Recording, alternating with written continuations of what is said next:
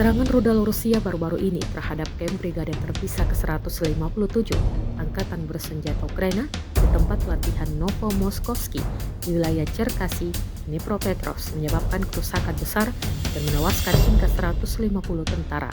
Menurut laporan dari sumber lokal dan media Rusia, serangan tersebut juga menewaskan sekitar 30 instruktur asing yang diyakini sedang melatih pasukan Ukraina di fasilitas tersebut. Rekamannya diunggah di Telegram pada Selasa 4 Maret 2025. Tempat latihan itu kini mengalami kerusakan parah dengan beberapa bangunan mulai runtuh akibat dampak serangan. Sumber militer menyatakan bahwa serangan ini dilakukan sebagai respon terhadap aktivitas militer Ukraina di wilayah tersebut.